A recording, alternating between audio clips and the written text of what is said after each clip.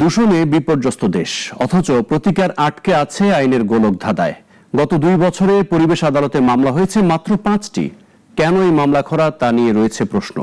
বিশেষজ্ঞরা জানান, প্রচলিত আইনে রক্ষকই ভক্ষক, ফলে তৈরি হচ্ছে জটিলতা, বাড়ছে ভোগান্তি। তাই প্রয়োজন আইনের সময়োপযোগী পরিবর্তন। অনিল রনির রিপোর্টে বিস্তারিত। একদিকে কালো ধোঁয়া, অন্যদিকে বিষাক্ত বর্জ্য, কখনো শব্দ দূষণ, কোথাও আবার পাহাড় কাটা কিংবা নদী ভরাট। চারপাশে যেন দূষণের বিস্তার, দূষণে জর্জরিত গোটা দেশ। দূষণের ক্ষত শুধু পরিবেশের নয়, এর আঁচ পড়েছে মানুষের জীবনেও। অথচ প্রতিকারের আদালতে যেন মামলার খরা। পরিবেশ অধিদপ্তরের রেফারেন্স ছাড়া ভুক্তভোগীর অভিযোগ পৌঁছায় না আদালতে, ফলে দিন দিন সংকুচিত হচ্ছে বিচার ব্যবস্থা। পরিবেশ দূষণ অতিরিক্ত মাত্রায় বেড়ে গেছে, সেখানে আমি জাস্টিস অ্যাক্সেসিবল করছি না। আইনের দ্বারা আমরা জাস্টিস বলছি যে হ্যাঁ ওইভাবে চলে আসতে হবে, একটা বার রেখে দিয়েছি আমরা যে হ্যাঁ অধিদপ্তরের ইন্টারফারেন্স লাগবে। কেন লাগবে? পরিবেশ আদালত প্রতিষ্ঠার প্রায় 23 বছরে মামলা হয়েছে 592টি, যার মধ্যে নিষ্পত্তি হয়েছে 476টির। অর্থাৎ একটি মামলার নিষ্পত্তিতে গড়ে সময় লেগেছে প্রায় 18 দিন। বিগত 2 বছরে পরিবেশ আদালতে মামলার চিত্র আরও হতাশাজনক। 2024 সালে এ আইনে মামলা হয়েছে 2টি, আর 2025 সালে মামলা সংখ্যা 3টি।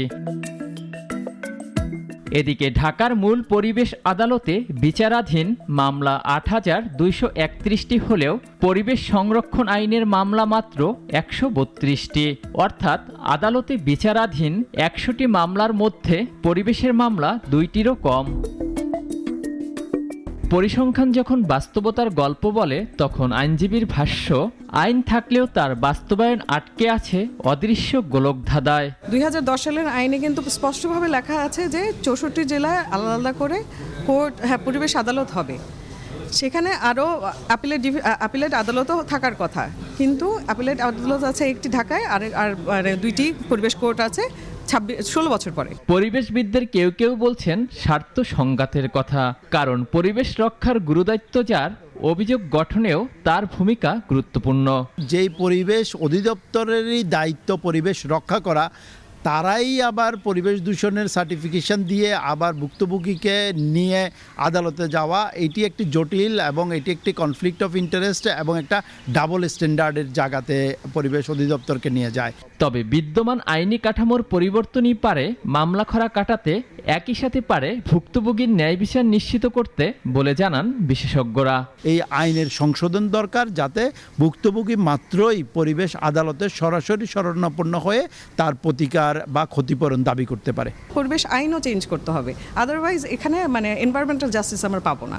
কারণ রিট অত্যন্ত এক্সপেন্সিভ, অত্যন্ত সময় সাপেক্ষ। আমি বলবো যে পরিবেশ আদালতের থেকে কম হলেও এক্সপেন্সিভ এবং ইনঅ্যাক্সেসিবল। পরিবেশ রক্ষায় শুধু আইন নয়, প্রয়োজন এমন বিচার ব্যবস্থার যেখানে ভুক্তভোগীর অভিযোগের পথ হবে সরাসরি, সহজ ও নিশ্চিত।